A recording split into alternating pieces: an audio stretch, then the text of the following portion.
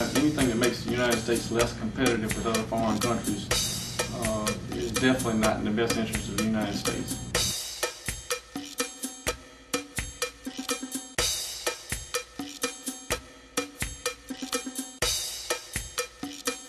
Were it just a single impact on a single particular sector of the economy, we probably wouldn't be having this discussion. The reason we're having this discussion is it's going to impact virtually every part of every American's life. There is nothing that an American does today that it does not require energy to produce. The main thing how it would affect our industry if the Senate passes a bill that was passed in the House is increase our cost of production. It would gradually do that up to year 2050, but it would increase our cost of production and make us less competitive in the world. It's rough making our heating payments and everything right now. Yeah, we wouldn't be able to pay that. We'd be cold. There's a lot of people in this area too on fixed incomes. It'd be rough on everybody. As the bill stands, it will be devastating to our economy, and it may not happen in 5 years, it may not happen in 10 years, but it will devastate our economy. There are small businesses or entrepreneurship within our society that depends upon a balance and getting it right. As a small business person myself, I employ X number of people, very small in numbers, but we're here to say that let's get it right. It affects all of us. Anyone who pays an electric bill at the end of the month or fills up a gas tank, that person will be a loser because energy will be more expensive.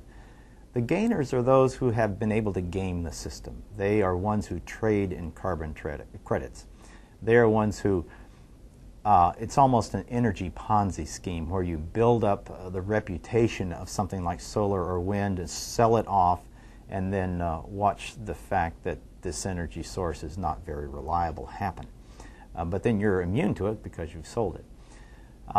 So there are winners, and winners in this case are not those who actually build resilience and strength and development in the economy, but actually take away from it. Well, see, I don't know what that means. I don't know what green jobs are. What are they?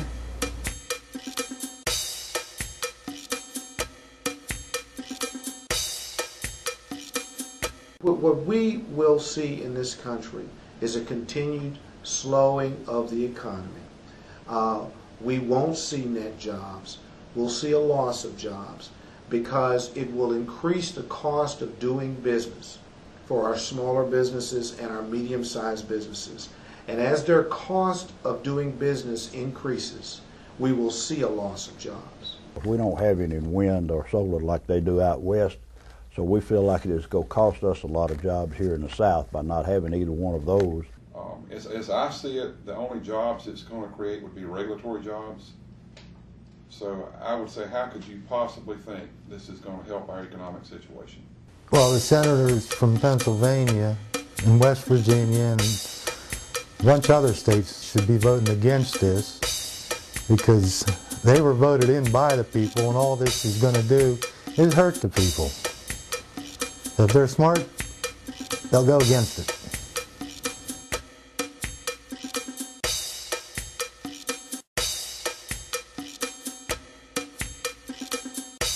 If you continue to look at all regions of the country similarly, then people of the South, people of the Southeast, much of the Midwest are going to be hurt.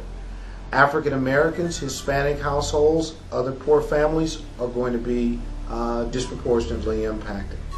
And it's not going to be solved simply by giveaway programs.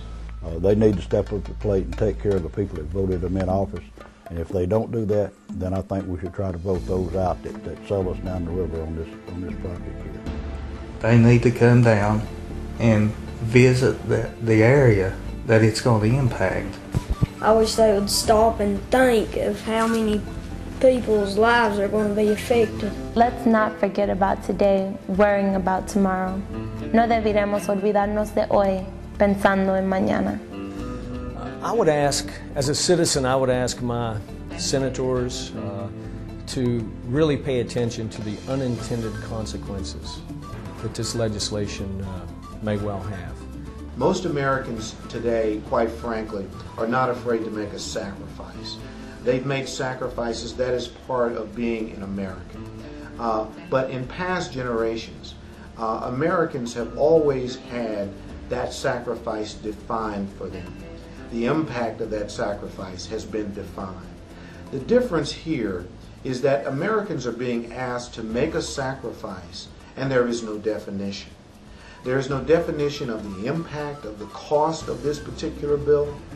There is no definition of the upside risk of this bill.